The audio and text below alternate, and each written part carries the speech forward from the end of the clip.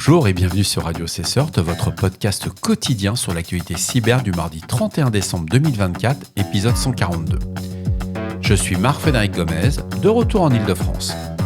Je vous accompagne pour cette dernière nuit de l'année 2024 qui s'annonce particulièrement tendue dans l'Hexagone, suite aux dernières annonces de NoName 057. J'espère que vous allez bien, que le champagne est au frais, que la raclette est prête pour ce réveillon. Au programme aujourd'hui, incident sur des câbles sous-marins en mer Baltique. L'OTAN renforce sa présence militaire après des actes de sabotage présumés ayant endommagé des câbles sous-marins entre l'Estonie et la Finlande. Nouvelle campagne de sextorsion utilisant des caractères Unicode. Des emails de sextorsion utilisent des caractères Unicode modifiés pour contourner les filtres de sécurité. Le Sens Internet Storm Center propose des solutions notamment basées sur l'OCR pour détecter ces menaces. Exploitation d'une clé d'API chez Beyond Trust. Un acteur APT chinois a exploité une clé d'API compromise pour accéder à des données sensibles du département du Trésor des États-Unis. Bien entendu, la Chine réfute. Fausse vulnérabilité 0-day sur 7zip. Un utilisateur sur la plateforme X a revendiqué la découverte d'une vulnérabilité 0-day dans 7zip. Cependant, cette affirmation a été démentie par des experts ainsi que l'auteur de 7zip qui n'ont trouvé aucune preuve étayant cette allégation. Cyberattaque sur des mairies françaises. Le groupe pro-russe NoName 057 revendique des attaques DDoS ayant perturbé les services en ligne de Marseille, Nice, Pau et Tarbes. Nouvelle vulnérabilité ajoutée au catalogue de la CISA. La faille CVE 2024-33-93 affectant PAN-OS de Palo Alto Networks a été ajoutée au catalogue des vulnérabilités activement exploitées. Ça confirme ce qu'on avait déjà relevé en début de semaine dernière. C'est chaud ce dernier jour de l'année. On apprend que le lundi 30 décembre 2024, l'OTAN a annoncé un renforcement de sa présence militaire en mer Baltique après des dommages causés à des câbles sous-marins reliant l'Estonie et la Finlande. Ces incidents, survenus le 25 décembre, sont considérés comme des actes de sabotage potentiels. Les autorités finlandaises mènent une enquête approfondie.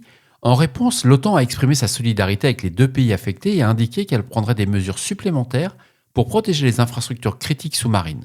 Le Centre maritime pour la sécurité des infrastructures critiques, établi en mai 2024, sera mobilisé dans ce contexte. Le département du Trésor des États-Unis a signalé une cyberattaque majeure attribuée à des acteurs étatiques chinois. Les attaquants ont exploité une clé d'API compromise de Beyond Trust, un fournisseur de services cloud, pour accéder à des postes de travail et à des documents non classifiés. Cette intrusion met en lumière les dangers liés aux clés API et à leur gestion. Le Trésor américain a immédiatement désactivé le service compromis et travaille en collaboration avec la CISA et le FBI pour évaluer l'ampleur des dégâts. Cet incident souligne une nouvelle fois la nécessité d'une sécurisation accrue des API dans les infrastructures critiques. Bien entendu, la Chine dément officiellement être derrière cette attaque.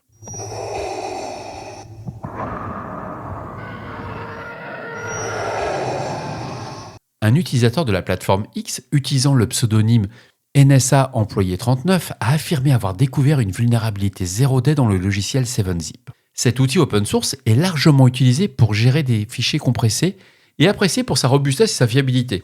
L'utilisateur a publié cette annonce sur son compte certifié, affirmant qu'il partageait des 0-day tout au long de la semaine en guise de remerciement pour ses 1400 abonnés. Vous allez voir à quel point le copier-coller de certaines sources d'informations est terrible parce qu'ils vont se planter lamentablement. La première 0-day présentée était une prétendue vulnérabilité d'exécution de code arbitraire qui aurait permis à un attaquant de lancer du code malveillant sur une machine cible. Le post sur X incluait un lien vers Passbean où l'utilisateur avait partagé ce qu'il décrivait comme un code d'exploitation. Selon les commentaires accompagnant le code, celui-ci utilisait une archive 7zip spécialement conçue, contenu un flux LZMA mal formé pour déclencher une condition de dépassement de tampon dans la fonction RC_norm. Malgré l'excitation initiale générée par cette annonce, on était tous un peu tendus quand même. Aucune des personnes ayant testé le code n'a réussi à prouver son efficacité et à démontrer son caractère exploitable. Un expert en cybersécurité a répondu avec scepticisme « Peut-être que je suis mauvais, mais je ne pense pas que cela soit réel. » Bon, ils ont toujours des problèmes d'ego, ces chercheurs en cyber. Mais Igor Pavlov, le développeur principal de 7zip, a réagi à ces affirmations sur le forum officiel de discussion. Dans la section dédiée aux bugs, il a catégoriquement démenti l'existence d'une telle vulnérabilité, déclarant « Ce rapport sur X, anciennement Twitter, est totalement faux. » Bon, en anglais, c'est bidon. Hein. It's a fucking bullshit report. Mais on peut pas le dire à l'antenne. Hein, on peut pas. Et puis, personne ne comprend l'anglais, donc c'est bon. Et il dit « Je ne comprends pas pourquoi cet utilisateur a fait cela. Il n'y avait pas de vulnérabilité ACE dans 7zip ou LZMA. Bien entendu, le compte de NSA Employé 39 n'a pas répondu aux demandes de commentaires sur les réseaux sociaux. Une fois de plus, encore un incident qui soulève des questions sur les motivations derrière la diffusion d'informations erronées, en particulier lorsqu'elles concernent des logiciels largement utilisés et sensibles à des attaques potentielles. On parle quand même d'une transformation via l'IA pour qu'il ait fait toutes ces démos. En France, plusieurs villes, dont Marseille, Nice, Pau et Tarbes, ont été victimes de cyberattaques revendiquées par le groupe pro-russe Nonem 057. Ces attaques, menées par déni de services distribués, donc des DDoS, ont perturbé l'accès des citoyens aux services en ligne des mairies. Selon les revendications du groupe, ces actions étaient une réponse au soutien financier de la France à l'industrie de défense ukrainienne. Comme dirait notre président, « Nous sommes en guerre ».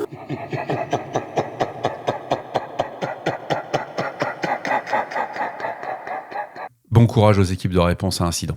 La CISA a récemment ajouté une nouvelle vulnérabilité exploitée activement à son catalogue des failles critiques, la vulnérabilité identifiée comme la CVE 2024-3393 affectant le système PAN-OS de Palo Alto Networks. Elle permet à des attaquants de tirer parti des paquets DNS mal formés pour compromettre les systèmes.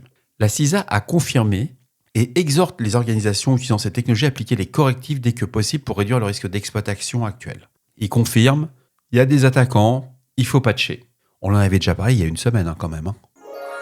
Aujourd'hui, le 31 décembre 2024, un rapport publié par le Sense Internet Spam Center a mis en lumière une nouvelle méthode utilisée dans les campagnes de sextorsion. Ces emails contiennent désormais des caractères Unicode qui imitent des lettres classiques tout en échappant aux filtres de sécurité traditionnels. Xavier Mertens, auteur de l'article, a démontré comment ces caractères permettaient de contourner les systèmes de détection automatisés.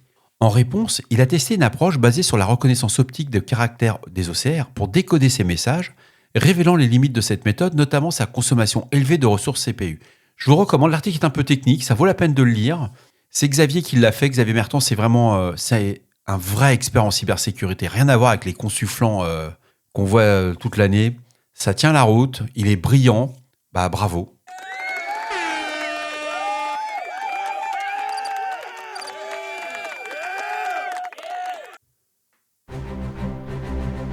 Et voilà, cet épisode de Radio Cesseur du mardi 31 décembre touche à sa fin. J'espère qu'il vous a plu, qu'il vous a apporté des informations utiles. N'oubliez pas, si vous avez des questions ou des suggestions de sujets que vous souhaitez voir abordés dans les prochaines émissions, laissez-moi un message sur le répondeur de Radio Cesseur.